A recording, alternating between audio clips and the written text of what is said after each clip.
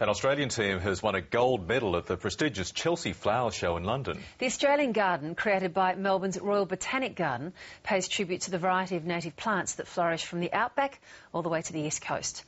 Our Europe correspondent Philip Williams spoke to the winning Australian garden designer Jim Fogarty.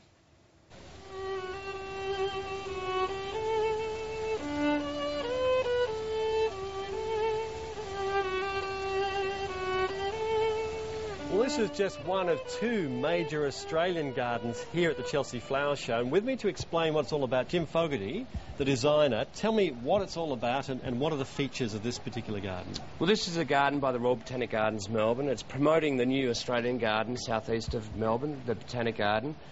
Stage 2 works finish next year, so it's quite exciting to be here for them. Our garden is 100% native plants. We've put a lot of focus on the plants here. And it's the story of the journey of water. So the front of the garden's got the outback arid areas and the salt pan sculptures and the water hole.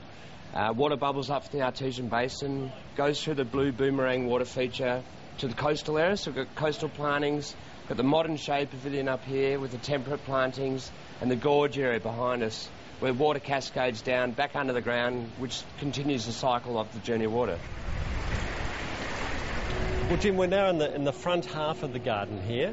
We've got a barbecue set up here. Tell me the significance of this particular instalment here. Well, it's an outdoor fireplace, which obviously with our weather, environment, very popular in Australian gardens, especially places like Alice Springs, where days are warm but nights are still quite cold. But we've managed to bring over some reclaimed burnt wood from the Black Saturday fires, just to bring in some of the stories of Australia and how we deal with drought and flooding rains. You know, that is part of Australia's culture. Now, if we walk down here, very much Australian plants and flora here that we recognise, the bottle brushes, etc. How difficult was it to keep these plants alive in perfect condition and transplanted right here into what's, you know, it's not exactly warm, is it? No, it's not. And you've got to remember, we can't ship plants out of Australia. So all these plants have been sourced in Sicily and Spain, Portugal, Holland. We've sent seed over from Australia and grown a lot of bedding plants and wildflowers. We've got 2 rare and threatened species that the Royal Botanic Gardens of Melbourne sent over to the Millennium Seed Bank.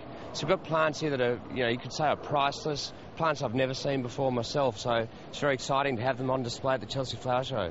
Now, also on the ground here, there are stories literally at your feet. What's the significance of this here?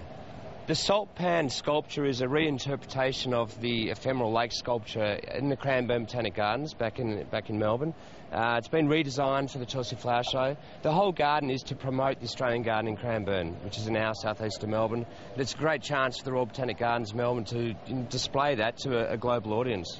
Now, there's nothing like the Chelsea Flower Show anywhere else in the world.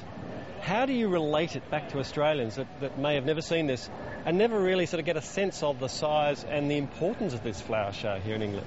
I mean, this is the most prestigious show in the world, but beyond that, it's also one of the big social events in the London, you know, calendar, especially in the summer season. So a lot of celebrities come here, enormous amount of media. It's global media. It's the first Australian garden on the main avenue. So for us, for Australia, this is something to be very proud of. Philip Williams there with Jim Fogarty, who was the designer of that winning entry at the Chelsea Flower Show. And that was Gwyneth Paltrow that you saw, one of the celebrities who's clearly going to get herself an Australian outdoor fireplace for her next English garden. It looks fabulous, I have to say, and good luck to them.